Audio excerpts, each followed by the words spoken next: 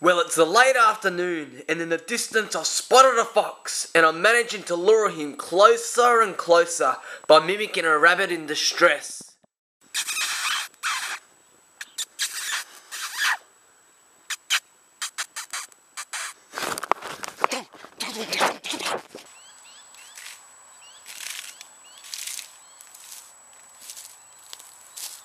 Well, the funny thing about these foxes is often what they'll do is they'll take off, just like that guy did. I whistled him in, he came over, bang, he just took off. Now what I'm just trying to do is I'm just trying to survey this slope. He's come up into this slope, and I know he's run into a hollow up here. Whether he's got a den or into a tree hollow, I know he's went into one. So all I'm doing now is I'm just walking through, just surveying, just trying to pick up any sort of tracks you see. This fox, his retreat site, he's used this before. He's used this site many times before in retreating from people, retreating from any other animals, any other predators might have came his way. So all I'm trying to do is just follow along the grass, just look for his tracks. That's all I'm trying to find, is just looking for his tracks. And I know he's out here somewhere. A technique which I often do is I'll walk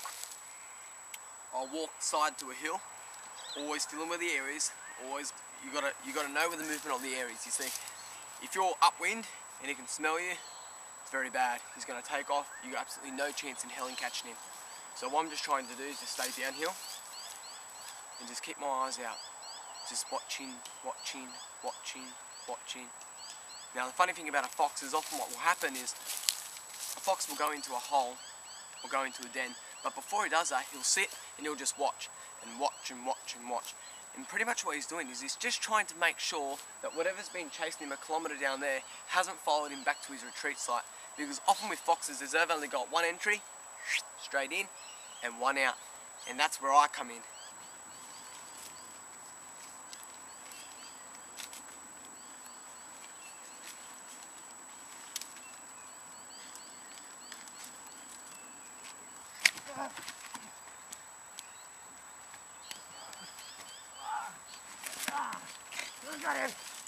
I got him.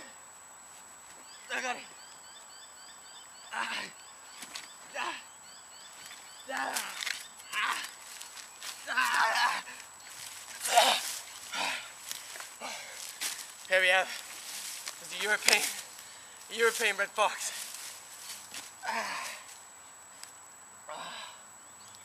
He's just bit me, hey. Hey, settle.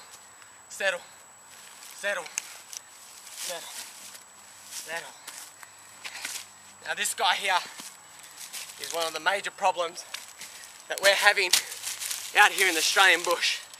The European red fox. Now I've just been stalking him. And finally,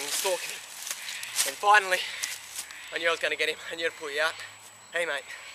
Hey, now these guys here, I'm going to have to watch this bite on my hand.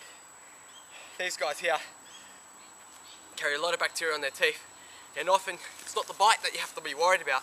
It's the infection which is going to settle in after. That's the biggest problem with these guys. It's the infection. Now these guys here, these are the biggest, hey settle. These guys here are the biggest native killer. These guys here are the biggest problem to Australia's wildlife. This here, the European red fox. Hey Chichi, I reckon I pulled you out, eh? Hey, you weren't going nowhere. Now you're in a one-way hollow, I reckon.